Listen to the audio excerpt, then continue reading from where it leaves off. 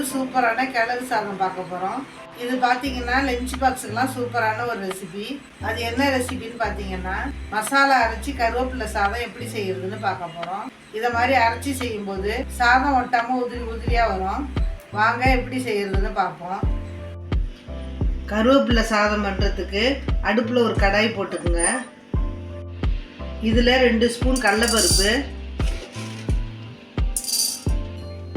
1.5 spoon உளுத்தம்பருப்பு, 1/4 spoon ஜீரகம், 1/4 spoon மிளகு, 1/4 ஸ்பூன் வெந்தயம், காரத்துக்காக 4-5 காஞ்ச மிளகாய் போட்டுக்கலாம். இது எல்லாத்தையும் ஒரு 2 நிமிஷத்துக்கு வறுத்துக்குங்க.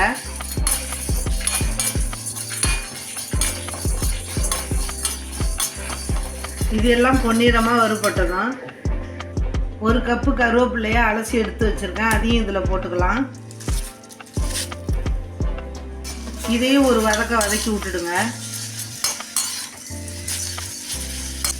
இந்த கருவேப்பிலை நல்லா முருகலாக வர வரைக்கும் வதக்கிக்குங்க. கருவேப்பிலை நல்லா மொறுன்னு வறுபட்டதும் ஸ்டவ்வை ஆஃப் பண்ணுறதுக்கு முன்னாடி ஒரு சின்ன துண்டு புளியும் 1/4 ஸ்பூன் பெருங்காயத்தூளும் போட்டுக்கணும். இதை மிக்ஸ் பண்ணி விட்டு ஸ்டவ்வை ஆஃப் பண்ணிடலாம். இது நல்லா ஆறின பிறகு ஒரு மிக்ஸி ஜாரில் போட்டு பவுடராக அரைச்சி எடுத்துட்டு வந்துடுங்க.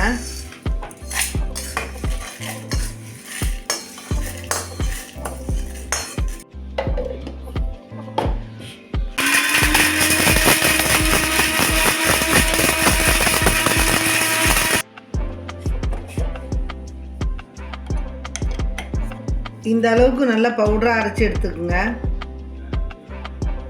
இப்போ அதே கடாயில் 2 ஸ்பூன் எண்ணெய் ஊற்றிக்கலாம். 1/4 ஸ்பூன் கடுகு,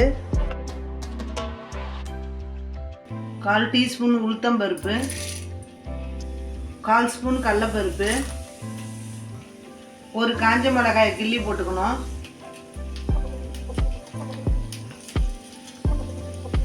கூடவே உங்களுக்கு தேவையான அளவு வேர்க்கடலை சேர்த்துக்குங்க. இது எல்லாத்தையும் நல்லா தாளிச்சுக்கலாம். வேர்க்கடலை நீங்கள் வறுத்தது வறுக்காதது நீங்கள் எது வேணாலும் சேர்த்துக்கலாம். எப்படியா இருந்தாலும் எண்ணெயில் தான் நம்ம வறுக்க போகிறோம். வேர்க்கடலை வறுபட்டதும் நான் 2லேருந்து 3 பேர் சாப்பிட்ற மாதிரி சாதம் வடித்து வச்சுருக்கிறேன். இந்த சாதத்தை இந்த கடாயில் சேர்த்துக்கலாம்.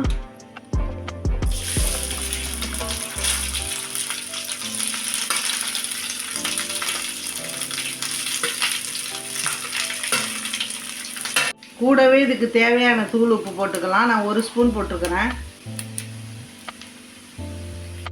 கூடவே நம்ம அரைச்சி வச்சுருக்கிற பொடியை கொஞ்சம் கொஞ்சமாக இதில் சேர்த்து கிளறிக்க போகிறோம். நல்லா இப்போ ஒன்றோட ஒன்றா கிளறி விட்டுக்குங்க.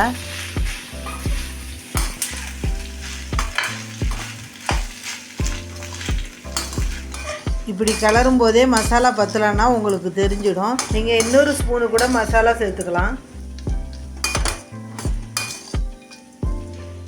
பாருங்கள் கருவேப்பிலை சாதம் எவ்வளோ சூப்பராக ரெடி ஆயிடுச்சுன்னு.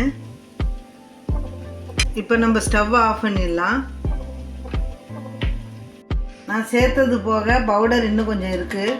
இதை நீங்கள் பாக்ஸில் போட்டு ஃப்ரிட்ஜில் ஸ்டோர் பண்ணி வச்சுட்டிங்கன்னா இன்னும் 2-3 வாட்டி கூட நீங்கள் யூஸ் பண்ணிக்கலாம். ஸ்கூலுக்கு லஞ்ச் பாக்ஸுக்கெலாம் டக்குன்னு தாளித்து கொடுத்துடலாம். கருவேப்பிலை சாதத்தை இந்த மாதிரி நீங்களும் ட்ரை பண்ணி பாருங்கள். சூப்பராக இருக்கும். இந்த வீடியோ பிடிச்சிருந்தால் லைக் பண்ணுங்கள். நன்றி, வணக்கம்.